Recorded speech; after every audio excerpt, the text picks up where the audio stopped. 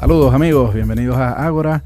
Hoy me estará acompañando en la edición y montaje Hasby Díaz, en el control técnico Franklin Palmar, nuestra productora es Norelba Torres, el director de Luz Radio el profesor Jesús Urbina y quien les habla, Gabriel Andrade, estará en la conducción.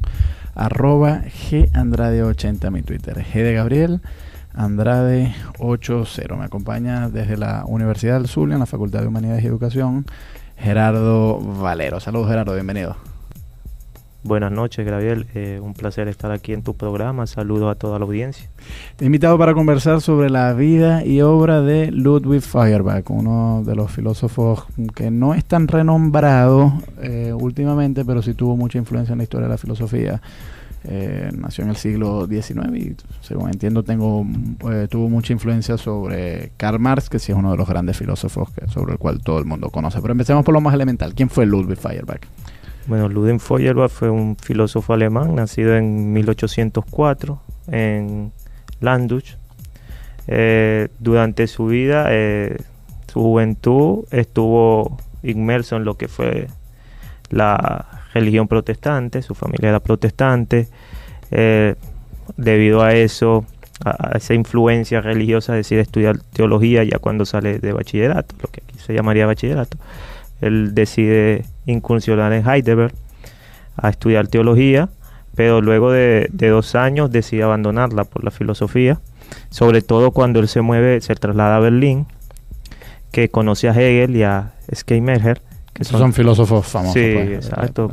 Hegel, que es como la piedra angular de toda una escuela filosófica que luego va a terminar en 2 vertientes, la derecha hegeliana y la izquierda hegeliana, a la cual pertenece Feuerbach, y junto con Marx vendrían a ser sus 2 principales representantes. Bueno, ahí conoce tanto a Hegel, el cual le imparte clases, y Schleiermacher. Ambos filósofos son como las piedras fundamentales de donde se va a elaborar todo el pensamiento de Ludwig Feuerbach, aunque a mi parecer toma del segundo más nociones que del primero. Con el primero rompe. ¿Con quién rompe? ¿Con Hegel? Con Hegel, sí. Ajá. Porque Feuerbach va a trasladar la dialéctica hegeliana a una especie, o sea, ese idealismo hegeliano lo traslada a un materialismo, ¿no? Entonces, digamos que como Feuerbach se especializa en religión y a él le interesa el tema religioso, por eso él en una de las cartas a su padre, cuando le hace saber que va a incursionar en la filosofía, dice que Palestina le parece un camino muy estrecho y él quiere andar por el ancho mundo, y eso solo se lo puede permitir la filosofía. Bueno, entonces, como te decía, él va a superar el idealismo hegeliano, o no superar, sino poner a un lado el idealismo hegeliano, la priorización de la razón, por el materialismo, por algo más humano, y lo va a hacer mediante la religión. Me llama la atención esa diferencia entre izquierda y derecha hegeliana. O sea, ¿qué es lo que defiende cada uno y qué es lo que hace que uno sea de izquierda y el otro de derecha? Bueno, esos fueron términos, ¿no? Creo que, bueno, hablar ahorita de derecha y izquierda es bastante usado en este país. Pero tiene que ver la izquierda hegeliana con la izquierda actual y la derecha hegeliana con la derecha actual. La derecha hegeliana eran más que todo los viejos hegelianos que tomaban como la doctrina de Hegel, por decirlo de alguna manera, para justificar el sistema para ese entonces implantado en Alemania, que era prácticamente un sistema feudal. ¿Qué hacen los jóvenes hegelianos, la izquierda hegeliana, encabezados por David Strauss, Bruno Bauer, posteriormente Ludwig Feuerbach, y que alcanza su auge con el filósofo más importante de todo esto, que es Karl Marx?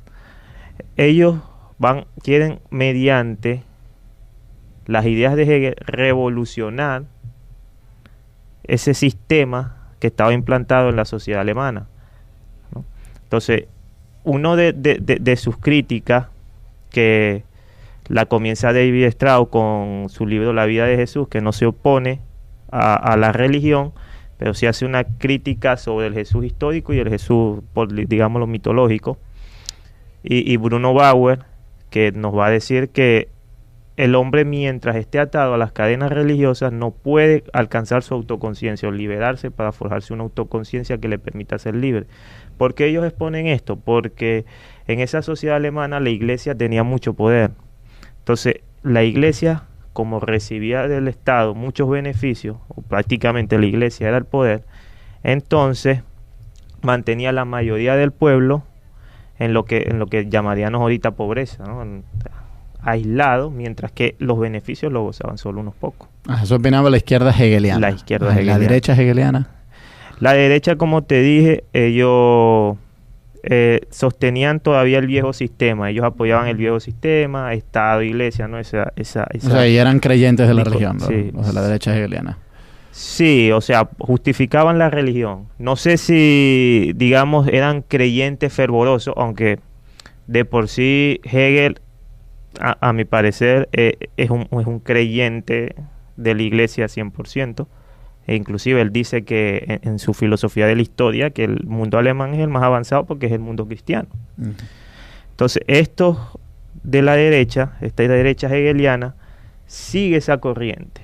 Y entonces por eso ellos siguen justificando el viejo sistema donde Estado y Iglesia se dan la mano. Vamos a empezar ahora sí a la obra de Feuerbach. ¿Por qué es tan famoso Feuerbach? Feuerbach es famoso por ser quien elaboró en su tiempo la mejor crítica de la religión, y a mi parecer una de las mejores críticas religiosas, diría yo, a la par de la que hace Friedrich Nietzsche. No diría Karl Marx, porque Karl Marx deja la religión un poco a un lado. Karl Marx se concentra más en el ámbito político-económico. Y bueno, posteriormente los existencialistas como Sartre, Marcel y Unamuno, aunque ellos divagan entre la fe. Unamuno sí era bastante religioso. Sí, por eso divagan entre fe y no fe. Aunque Unamuno, por ejemplo, en el sentimiento trágico de la vida se plantea esas cuestiones. Inclusive tiene una cita donde dice que filosofía y religión no pueden vivir la una sin la otra. Son enemigas, pero viven la una de la otra. Sí. Marcel es más que todo un existencialista cristiano, ¿no? Siempre cree en ese más allá. Ahora, Sartre, si bien es el gran filósofo existencialista ateo, ¿no? Que niega la existencia de cualquier dios. Pero volviendo al tema de Feuerbach, creo que me desvío un poco. Feuerbach, su crítica a la religión permite, por ejemplo, a Carlos Marx, luego proyectar a esa crítica político-económica que va a ser de la sociedad. La obra más importante de Feuerbach es la esencia del cristianismo. La esencia del cristianismo está todo el planteamiento, toda la crítica a la religión de Feuerbach. Vamos a ir a escuchar un tema musical. Al regreso me elaboras un poco más en qué consiste esa crítica que Ludwig Feuerbach hace a la religión en La esencia del cristianismo, que es su libro más famoso. @gandrade80 mi Twitter. Hoy converso con Gerardo Valero de la Universidad del Zulia a propósito de la vida y obra de Ludwig Feuerbach. Esto es un filósofo importante del siglo XIX. Escuchemos de Céline Dion un tema que se llama Immensité y ya regresamos.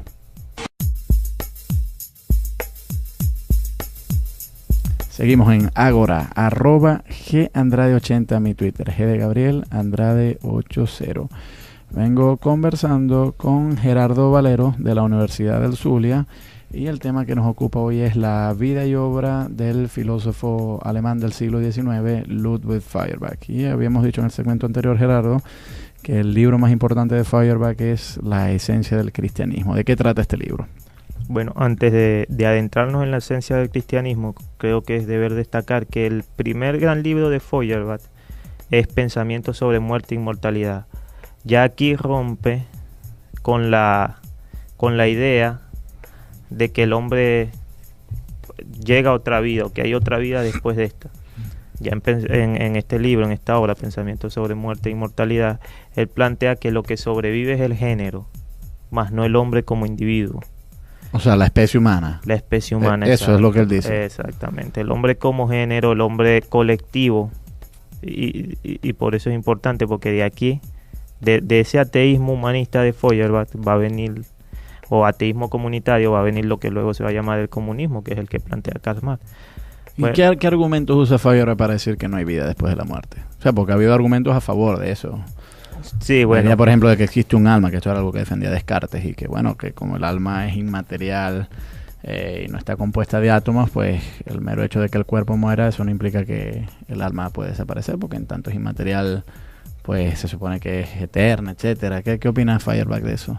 Feuerbach se escribe al materialismo. Feuerbach dice que el alma no existe. Como buen materialista va a decir el alma no existe, lo que existe es el cuerpo, y al perecer el cuerpo perecemos como individuos.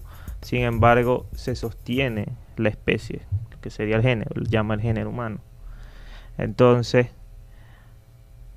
a raíz de esto, escribe La esencia del cristianismo, que es donde va a dejar plasmada todas esas ideas, toda esa crítica a la religión, como te lo dije anteriormente. ¿Cuál es el fundamento de la crítica a la religión de Feuerbach? O sea, mucha gente ha visto la religión como una cosa buena, independientemente de si Dios existe o no. Pero hay gente que dice, bueno, la religión sirve para que la gente se porte bien, para que las instituciones religiosas hagan obras de caridad, para darle sentido a la vida. ¿Por qué Feuerbach considera que eso no tiene asidero? Porque Feuerbach va a decir, o por lo menos la idea principal de Feuerbach, es que Dios es la proyección de nosotros. Pero ¿cómo es Dios la proyección de nosotros? Él va a decir, nosotros, todo lo que llevamos por dentro, todo lo que sentimos por dentro, todo lo que queremos, inmortalidad, omnipotencia, omnipresencia, todas esas características que como género se tienen, pero como individuo no, el individuo las va a proyectar en una entidad, y a esta entidad la vamos a llamar Dios. ¿Qué es lo que quiere decir?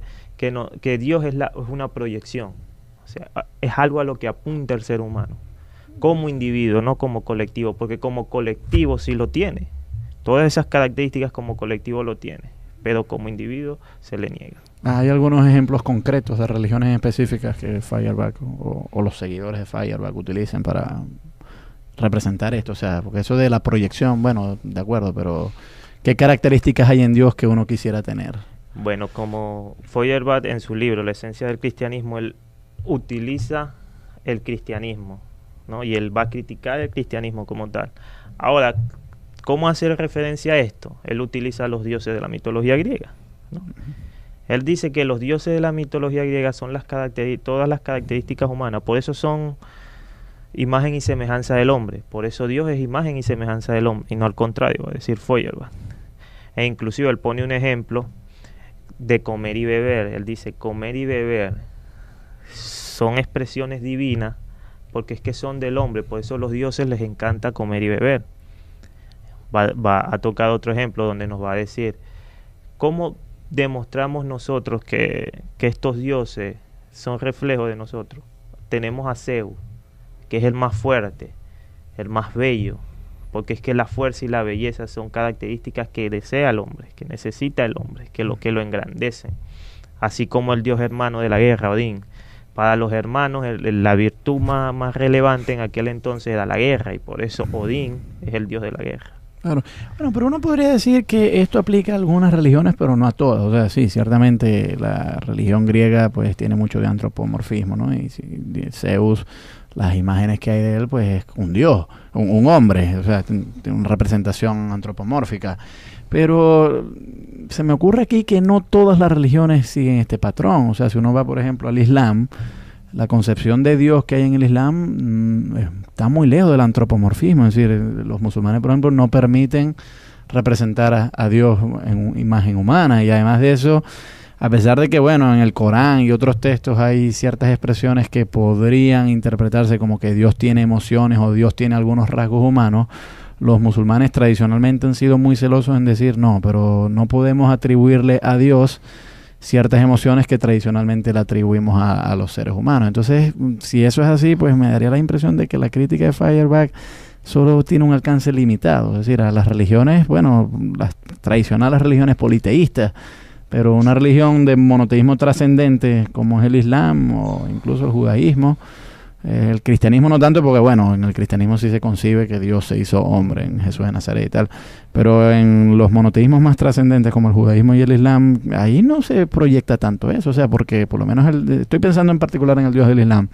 ese Dios del Islam no es tanto, no pareciera por lo menos ser tanto una proyección de los hombres, porque es que el Islam insiste en que Alá no puede tener las mismas emociones que tienen los seres humanos. Sí, pero al final el Dios del Islam termina reflejando la cultura islámica.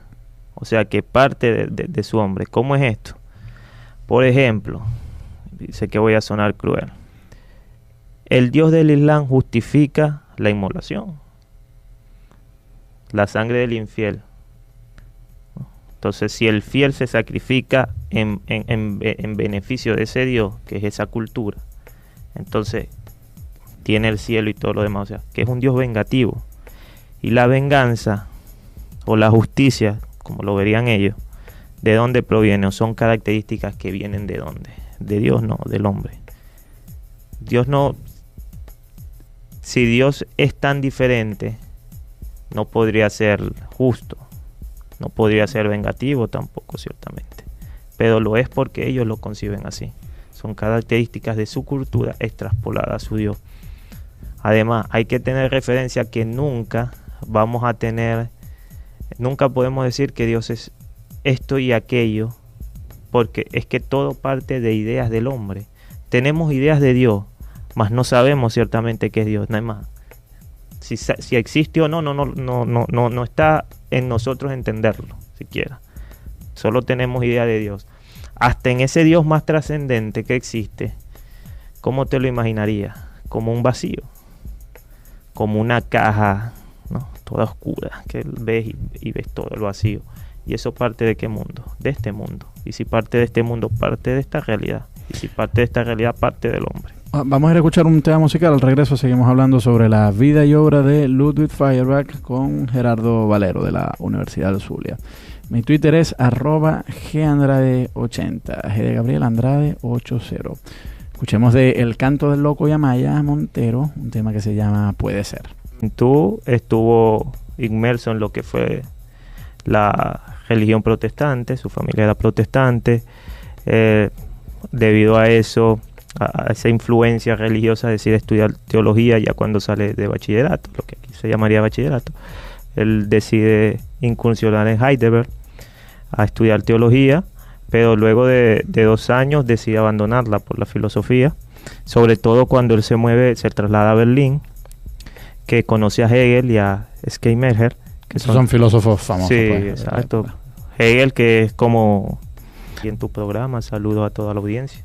Te he invitado para conversar sobre la vida y obra de Ludwig Feuerbach, uno de los filósofos que no es tan renombrado últimamente, pero sí tuvo mucha influencia en la historia de la filosofía.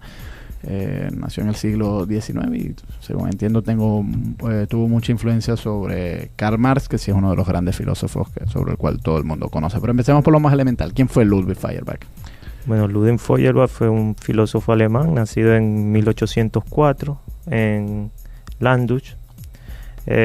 Durante su vida, su juventud, toma del segundo más nociones que del primero. Con el primero rompe.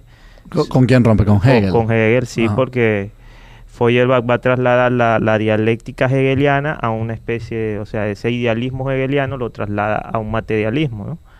Entonces, digamos que como Feuerbach se especializa en religión y a él le interesa el tema religioso, por eso él en una de las cartas a su padre, cuando le hace saber que va a incursionar en la filosofía, dice que Palestina le pareció un camino muy estrecho y la piedra angular de toda una escuela filosófica que luego va a terminar en 2 vertientes, la derecha hegeliana y la izquierda hegeliana, a la cual pertenece Feuerbach, y junto con Marx vendrían a ser sus 2 principales representantes. Bueno, ahí conoce tanto a Hegel, el cual le imparte clases, y Schleiermacher. Ambos filósofos son como las piedras fundamentales de donde se va a elaborar todo el pensamiento de Ludwig Feuerbach, aunque a mi parecer... Saludos amigos, bienvenidos a Ágora, Hoy me estará acompañando en la edición y montaje Hasby Díaz, en el control técnico Franklin Palmar, nuestra productora es Norelba Torres, el director de Luz Radio el profesor Jesús Urbina y quien les habla, Gabriel Andrade, estará en la conducción. @GAndrade80 mi Twitter, G de Gabriel, Andrade 80. Me acompaña desde la Universidad del Zulia, en la Facultad de Humanidades y Educación, Gerardo Valero. Saludos, Gerardo, bienvenido. Buenas noches, Gabriel. Un placer estar aquí